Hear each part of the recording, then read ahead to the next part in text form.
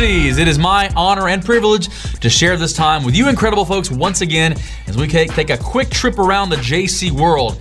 In today's episode, Tierra makes all the girls angry, and America wonders just what Sean is thinking keeping her around. Yes, I went there. Sorry, fellas. That one was for the ladies. Anyway, as you can see behind me, this week we've moved the JCTV World Broadcast Headquarters to good old St. Louis in support of the upcoming Area C Conference of the Americas coming up here in May.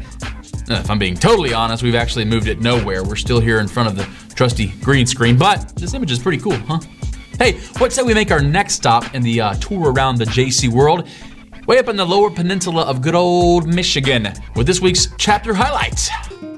This week, the JCI spotlight is on our friends, the Ann Arbor Jaycees in good old Ann Arbor, Michigan. Now, for 23 years, the Ann Arbor Jaycees have been putting on the annual 4th of July parade in their hometown. In the early years, chapter members just kind of volunteered as parade marshals until eventually the city obviously recognized who was doing the work, and the chapter was asked to organize the entire event from start to finish. I mean, they secure sponsors, and both financial and in kind. They get the participants, they get the entertainment. Now, the parade typically has around 80 entries, and this includes community organizations, Girl Scout, Boy Scout troops, antique cars, bands, cheerleaders, clowns. I'm a little scared of clowns, actually. Even a military flyover on several occasions. The chapter also hosts a bike decorating contest before the parade starts, allowing the contestants to ride their festive bikes through the parade. Now, months of planning and volunteer hours go into this event, and it culminates in this mile-long route, I can't read the teleprompter today, through the streets of downtown Ann Arbor. Now, each year, thousands of spectators, they line the streets, and the community really thanks the Ann Arbor Jaycees for all they do in enjoying this annual tradition. All this is to prove that the great city of Ann Arbor up in Michigan would not be the same without the Ann Arbor Jaycees. Way to go, guys and gals. Meet me in St. Louis. Too easy? Yeah, I thought so. Anyway, let's talk a little bit more about the Conference of the Americas. Now, every year, JCI members unite in their regions for JCI area conferences. There are 4 area conferences in the world: Africa and the Middle East, Asia and the Pacific, the Americas, and Europe. Now, these global forums enable members to focus on solutions for their region and how they can grow, improve, share, and create positive change across their communities. Now, more information and registration is at the link below. And with me today to discuss a little more about the Conference of the Americas is my friend, my good buddy, Mr. Conference Director here, Mr. Roberto Elias. Elias, I think that's right. Thank you for joining us today on JCTV, Roberto. Thank you. Now let's start off by talking about the Conference of the Americas and what attendees can expect by going, the origin of the conference, its purpose, the benefits to members, all that kind of good stuff. Well, let me say that here in St. Louis we'll have a very, very good conference. Can you imagine having approximately 400 people here from around the Americas and the world? People that will exchange their culture, their contacts, and they will share the passion to be JCI. Roberto, thank you so much. We look forward to seeing you in St. Louis this May. And thanks for your time to be with us here today on JCTV. Thank you very much, and come to St. Louis.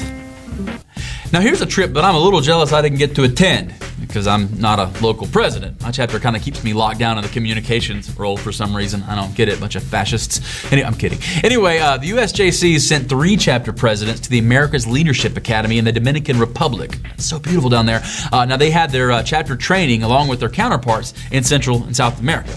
The presidents learned all kind of great stuff, like the way the Latin countries operate their membership management. They took impact training classes, had the opportunity to speak and interact with other presidents in different cultures, which is always just an invaluable experience. Now, thanks to these chapter presidents so much for making our organization stronger by attending this academy. And now a few announcements for you today. By the way, this terrible Irish accent is brought to you by St. Patty's Day. And you notice I'm not wearing green, and not because I'm not festive, it would just kind of mess up my whole green screening. Let me show you, like say if I had a green pocket square, all of a sudden it's cutting me out, you get that? Anyway, widgets and digital badges. Now, we've talked about that, about the widgets and digital badges. Some of your emails are actually not in our database, so it doesn't allow us to send those members their badges. Members, please make sure your email address is valid and updated in the jcmember.com database. Widget information can be found in the link below. Now, you can also find the webinar schedule at the link below, webinars through June through September. Lastly, at its February 17th meeting, the National Executive Committee voted to change the name of the Outstanding Local Vice President Award to the Heidi Jutner Memorial Outstanding Local Vice President Award. Now, Heidi Jutner was a longtime Florida advisor and mentor who passed away last year.